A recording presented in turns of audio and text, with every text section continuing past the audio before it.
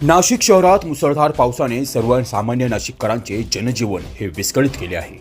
नाशिक शहराला पाणी पुरवठा करणारे गंगापूर धरण सुद्धा 97% भरले असून नाशिक शहरात गोदावरी नदीला महापूर आला आहे। दरम्यान गोदावरी काठी गावांना देखील पूर परिस्थिती ही निर्माण झाली आहे। मात्र नाशिक शहरात मुसळधार पाऊस सुरू असून सुद्धा नाशिक महानगरपालिकेच्या प्रभाग क्रमांक 9 मध्ये भर पावसाळ्यात नागरिकांना पिण्याच्या पाण्यासाठी वणवण करावी लागत आहे। प्रभाग क्रमांक 9चे ज्येष्ठ नगरसेवक दिनकर पाटील, रवींद्र धिवरे, भारती घोटेकर यांच्या समोर नागरिकांनी समस्याचा भर पावसाळ्यात पाढाच वाचला।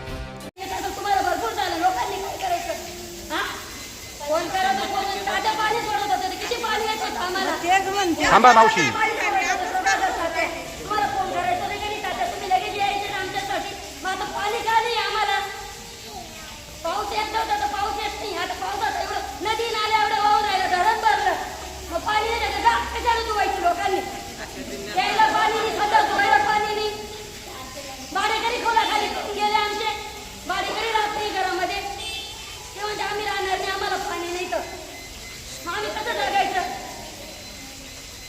देवाच्या बिचारे दिवरे साहेबांना बोलायला जायचं, अन्नाला द्यायचं आणि तुम्ही पगार घेता ना, पाणी का सोडत नाही?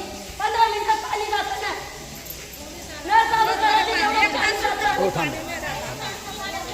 आता समजावून राहिलं ना, जोडून काढावं खरंच। खरंच जोडत माझी मी 22 तर बाई आहे, मी खरंच जोडत बरं का। पाणी नाही आलं तर का पाणी सोडत नाही तुम्ही?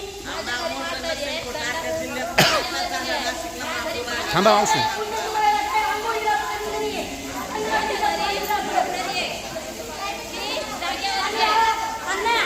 अजिबात टायमिंग नाही। 1 तास सोडा तुम्ही, एका टाइम करा, वाटलं नाही 2 टाइम ना, 1 टाइम करा पाणी, पण 1 तास तरी सोडा पाणी आम्हाला।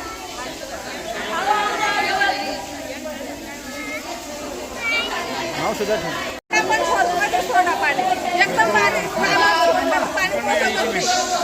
एक तास सुद्धा आम्हाला पाणी येत नाही। कंप्लीट महिन्यापासून पाणी नाही आहे।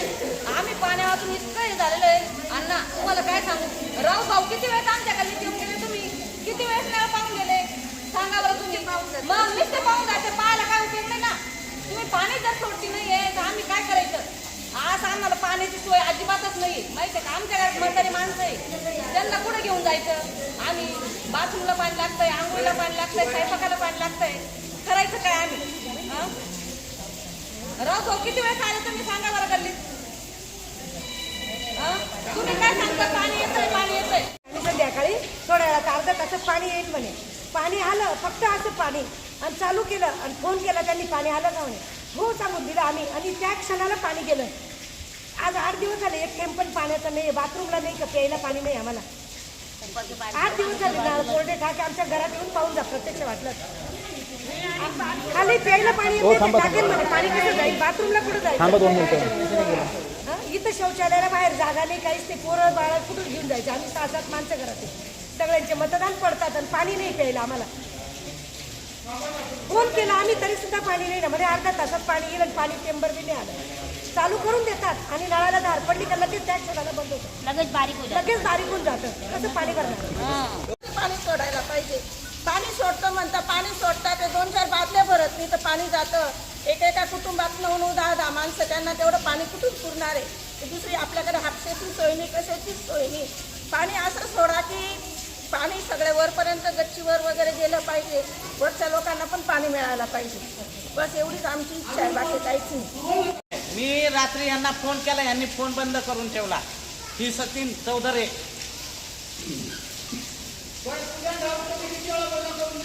मी किती वेळा बोलले, 8-10 वेळा बोलते, रोज बोलते, लाज वाटते मला अण्णांना तुम्हाला त्रास द्यायला। कोण येतो उभी सांगा? हवा काय इथनं फोन लावती, मला फक्त फोन आवाज ऐकायचा होता। आहे का पाणीवाला साहेब महानगरपालिका? हा करा हात। काही 8 दिवसापासून आम्ही पाण्याला, आज बिना आंघोळीची लोक बसतात आमच्याकडे, माहितीये का? सुनांना राव का अण्णांच्या बंगल्यावर? चांगलं वाटतं का आम्हाला? बंगल्यावर लावाय अण्णांना सुनांच्या, सुना सुद्धा बोललेल्या आहे माझ्या अण्णा संग। प्रभाग क्रमांक 9 मध्ये गेल्या 6 महिन्यांपासून प्रभागात महानगरपालिकेचे अधिकारी जाणून बुजून पाणी वेळेवर सोडत नसल्याचं नागरिकांनी आरोप केला आहे। दरम्यान यावेळी महानगरपालिकेच्या अधिकाऱ्यांनी देखील या सर्व संदर्भात आपली प्रतिक्रिया व्यक्त करत प्रभागातील पाण्याचा प्रश्न 2 दिवसात सोडू असं आश्वासन महानगरपालिकेचे पाठपुरावा अधीक्षक अभियंता रवींद्र धानेरकर यांनी दिले आहे. घरी पण या विषयावर चर्चा झालेली आहे. काही वॉलमनच्या निष्काळजीपणामुळे पाण्याचं नियोजनात अडथळे निर्माण झालेले आहेत. आता सर्व कनिष्ठ अभियंता, उप अभियंता, कार्यकारी अभियंता, मी स्वतः त्याच्यामध्ये जातीने लक्ष घालून त्यांना जे काही कामाचं स्वरूप आहे त्याच्या लेखी स्वरूपात आदेश देऊन वेळेवरती पाणी पुरवठा होईल याची दक्षता घेण्यात येईल. सर, जे कामचुकार अधिकारी आहेत, जे कामचुकार आहेत त्यांच्यावर योग्य ते नियमानुसार कारवाई करण्यात. सर, गेल्या 6 महिन्यापासून या ठिकाणी पाण्याचा प्रश्न प्रलंबित आहे. गंगापूर धरण 96% भरेले. नाशिक शहरामध्ये मोठ्या प्रमाणात पाऊस चालू आहे. गंगापूर धरणाला आपल्या गोदावरीला पूर आलेला आहे. मात्र आपल्या अधिकाऱ्यांच्या या कामचुकारपणामुळे सामान्य नागरिकांना वेठीस धरण्यात येत आहे. 6 महिन्यापासून हा प्रकार आपल्या लक्षात नाही आला का? नाही, याच्यावरती पण मध्ये बऱ्याच वेळा आम्ही त्याच्यावर नियंत्रण करण्याकरता त्यांच्या उपाययोजना केलेल्या आहे. परंतु तरीही काही जण सुधारलेले नाही, तर त्याच्यावर अंतिम शास्ती करण्यात येईल. आणि पूर्ण प्रभाग क्रमांक 9ला MBRद्वारे पाणी पुरवठा होतो. म्हणजे तिथं स्वतंत्र पंपिंग व्यवस्था आहे. त्याच्यातनं MBRमध्ये पाणी येतं आणि तिथून या प्रभागातल्या 4 टाक्या भरतात. जवळजवळ 20 ते 22 MLD पाणी पुरवठा होतो तिथून. आणि तरी याच्यामध्ये काही लॅकुना राहिलेले आहेत, ते आता 2 दिवसात आम्ही त्याचं निराकरण करू. प्रभाग क्रमांक 9मध्ये जशी समस्या उद्भवली तशी अन्य कोणत्या प्रभागामध्ये अशा समस्या उद्भवल्या आहे का? अशा काही तक्रारी आपल्याकडे प्राप्त झाल्या आहे का आणि आपण काय कारवाई करणार? त्या वॉलमनच्या बाबतच्या सर्व तक्रारी प्रभाग क्रमांक 9मध्ये आहेत. तर त्याच्यावरती आता लवकरच आजच्या आज उपाययोजना होऊन उद्यापासून त्याचं निराकरण होईल याची दक्षता घेण्यात येईल. साधारणतः सर ही समस्या किती दिवसात सोडवण्यात येईल? 2 दिवसात समस्या सोडवली जाईल. सर, 2 दिवसानंतर पाणी पुरवठा सुरळीत राहील का? हो, सुरळीत राहील. आता याच्यामध्ये एक अडचण अशी आहे की काल पण अशी आपली एक शिवाजीनगर फिल्ट्रेशन प्लॅन्टची लाईट गेलेली होती. त्याच्या आधी 2 दिवस जेव्हा पाऊस मुसळधार झाला तर तेव्हा गंगापूर डॅमचंच पंपिंग बंद झालेलं होतं. तर अशा स्वरूपाच्या जर MSCBकडून जर काही विद्युत पुरवठा खंडित झाल्यामुळे जर पाणी पुरवठा करणं शक्य नसेल तर तेवढा कालावधी सोडून अन्य वेळेस पाणी पुरवठा, म्हणजे आता ह्या सुरुवातीच्याच कालखंडात असे अडचणी येत असतात MSCBच्या. आता इथून पुढे येणार नाही, कारण ते स्वतंत्र फिडरची पण व्यवस्था करतात ते शिवाजीनगरला. तर मग त्याच्यामुळे पुढे पाणी पुरवठा सुरळीत राहील. सर, महत्त्वाचा प्रश्न असा आहे, या ठिकाणी जो जुना पाणी सोडणारा आपला हे होता तो प्रॉपर इकडचा होता, पण त्याला डावलून नाशिकचा माणूस इकडे आणलेला आहे. तर याबद्दल आपण काय सांगणार? त्यांनी अंतर्गत व्यवस्थेमध्ये काही बदल केला होता. आता परत तो पूर्ववत करण्यात येईल. जे स्थानिक आहेत तिथले वॉलमन आहेत त्यांना तिथे नेमण्यात येईल आणि जो काही दुसरीकडून आलेला त्याला अन्य ठिकाणी नेमणूक देण्यात येईल. पाण्याचा विषय महासभेवर देखील येतो, तरी देखील या ठिकाणी पाणी प्रश्न पुन्हा ऐरणीवर येतो काय? आता याच्यामध्ये आपल्याला जो काही पुरेसा, म्हणजे खाली कर्मचारी वर्ग जो पाहिजे अभियंता आणि खाली अजून त्याच्यावरती चेकर वगैरे, तो थोडा कमी स्वरूपात आहे. तरी जे काही आता आपल्याला जे काही कर्मचारी दिलेले आहेत त्याच्यामध्येच आपण नियोजन करून जसं चांगली सेवा देते तेवढं आपण पाणी पुरवठ्या संदर्भात. दरम्यान यावेळी नगरसेवक दिनकर पाटील यांनी अधिकाऱ्यांच्या कामकाजावर प्रश्न उपस्थित करत अधिकाऱ्यांना जाब विचारला आहे. प्रभाग क्रमांक 9 या ठिकाणी संगीताताई गोटेकर, बाळू गोटेकर, रवींद्र दिवरे, अधीक्षक अभियंता रवींद्र दारणकर, आडेसरा, एक्झिक्युटिव्ह आहे, डेप्युटी सुरेकर आणि जे राऊते, तिथे वालमन सगळे बोलवले. खरं तर माझ्या प्रभागात जलशुद्धीकरण केंद्र संपूर्ण नाशिक शहराला पाणी जातं आहे आणि तिथून पाणी यायला माझ्या इथं आत्ता 4 जलकुंभ येत आहे आणि त्या 4 जलकुंभाला ते काय कोणत्या लाईनवरून पाणी घ्यायचं नाही. मला वाटतं डायरेक्ट पाणी MBR वरून डायरेक्ट पाणी येतं, त्यामुळे कोणतीच अडचण नाही आहे.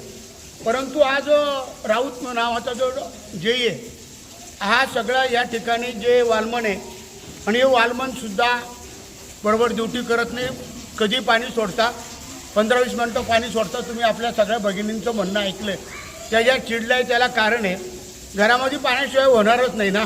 बरी आजची नाही आहे, म्हणजे माझ्या अंदाजे 6 महिन्यापासून निवडणुका झाल्या, त्याच्या आधी तर होताच प्रॉब्लेम, पण निवडणुका झाल्यापासून या अधिकाऱ्यांचं लक्ष नाही आहे. जर आज जेई आहे, जेईच्या हाताखाली माणसं आहे आणि हा माणूस काम करून घेत नाही. आता या ठिकाणी जे हे वालमन आहे हे पाणी न सोडता, पण आता तुम्ही महिलांचं सगळं ऐकलं आहे, फक्त चालू करून देता आणि सोडलं तर मग रात्रभर कधी पाणी, रात्री बेरात्री हे वालमन पाणी सोडतात.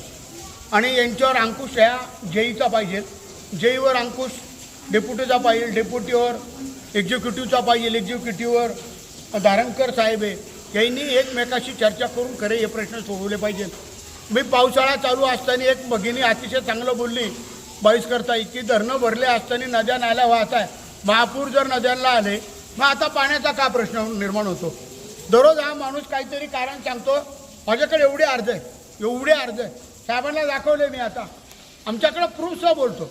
आणि मी रवीला सांगितलं, गोटेकर दिदीला सांगितलं का आपल्या सगळ्या भगिनींना बोलव. त्यांची अजिबात चुकी नाही भगिनींची. अहो हा कामगार वर्ग आहे, इथं एकही हापशा नाही, विहीर नाही, कुठून पाणी आणणारे गोरगरीब लोक, हे सगळे शेतकरी कष्टकरी कामगार लोक आहे, कामावर जातात. या भगिनीसुद्धा आज सुट्टी काढून थांबल्या. 12-12 तास ड्युटी करायची की पाणी भरायचं. रात्री बेरात्री कसं पाणी भरणार आणि दिवसा कसं पाणी भरणार, हे पण सगळे कामगार लोक आहेत. हे वालमान यांच्यावर ह्या डेपो जो जेई त्याचा अंकुश नाही आहे. इथं काही वालमान आहे त्यांना तो कामच लावत नाही. आणि रात्री अक्षरशः खोटा बोलला. मी आता अधिकाऱ्यांच्या लक्षात आणून दिलं की म्हणलो का रे तो प्रभाकर पाटील कुठे पाणी सोडायला, म्हणे का शिवाजीनगरला आहे. आणि मग मी प्रभाकर पाटलाला फोन केला, नाही म्हणे मला कामच दिलं नाही म्हणे, मी फक्त सुपरवायझर की करतो. म्हणजे जर असे अधिकारी खोटं बोलत असतील, कसं जनतेला त्या महिलांना त्यातला तोंड द्यावं लागतं. पाण्याशिवाय होणार आहे का. 2 बादल्यात काय करणार, आंघोळ करणार का, कपडे धुणार का प्यायला पाणी ठेवणार. अतिशय धारणकर साहेब, अनेक महासभा झाल्या, विशेष महासभा झाल्या, पण पाण्याचा प्रश्न सुटत नाही आहे. तो सुटण्यासाठी काय मोठी गोष्ट नाही, वालमान लोकांनीच काम केलं पाहिजे. आणि तुमच्या जेई डेप्युटी एक्झिक्युटिव्ह आणि तुमच्या याच्यावर नियंत्रण पाहिजे. आता समजा तो प्रभाकर पाटील जर म्हणतो मला वाल सोडता येत नाही, तुम्ही सांगा 50-50 हजार रुपये पगार घ्यायचा आणि काम करायचं नाही म्हणल्यावर कसं काय होणार हो. आणि कोणत्याच अधिकाऱ्याला पाणी पुरवठ्याचं काम नको आहे. प्रत्येकाला बांधकाम पाहिजे, जिथं पैसे खायला मिळतील तिथं यांना ड्युट्या पाहिजे. हां, ही कोणती पद्धत आहे. नागरिक कर भरतात. आज मला खरोखर यांच्या सगळ्यांच्या चुकीमुळं माझा मुलगा आज ॲडमिट आहे.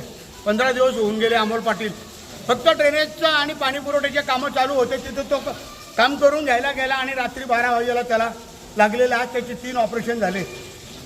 आम्ही इतकं सगळं कुटुंब आमचं डिस्टर्बमध्ये आहे, तरी पण मला एक काम करावं लागतं. 92 पासून बहिणी माझ्या भगिनी आम्हाला निवडून देतात आणि त्यांचं काम करणं, त्यांना मदत करणं आमचं कर्तव्य आहे.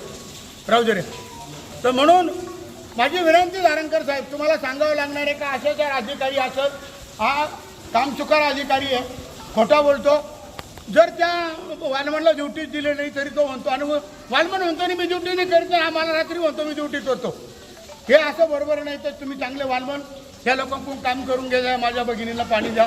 माझी एवढी विनंती. जर तुम्ही ऐकलं नाही, 2 दिवसात जर याचा फरक पडला नाही तर मी तुमच्या दालनात येऊन आम्ही 4 नगर शोक मी जनतेला नाही आणणार. आणि तुम्ही जोपर्यंत पाणी देणार नाही मी तिथं बसून राहील, तुमच्या दालनामध्ये बसेल मी. आणि तुम्हाला माहिती मला उपोषण नवीन नाही, मी तळागाळातला आणि लोकांमध्ये जाऊन काम करणारा कार्यकर्ता आहे. मी तिथून उठणार नाही. तुम्हाला माझा अनुभव, मी 10 दिवस सभागृहात आंदोलनं केलेले आहे. आणि मी तुमच्याकडे आल्यावर तुम्हाला सगळं, मग माझा अख्खा प्रभाग एक हाकेवर तिथं येईल. लाख लोक येतील सगळे, त्यांना यायला वेळ लागणार नाही. मी तुम्हाला जाणीव आहे. मला पाणी द्या, तुम्ही सांगा काय करायचं ते. दरम्यान नाशिक शहरात भर मुसळधार पावसात सुद्धा नागरिकांना पिण्याच्या पाण्यासाठी वरवून कधी थांबणार असा प्रश्न आता प्रभाग क्रमांक 9चे नागरिक उपस्थित करत आहेत. तुषार ढेपले, अटल न्यूज, सातपूर.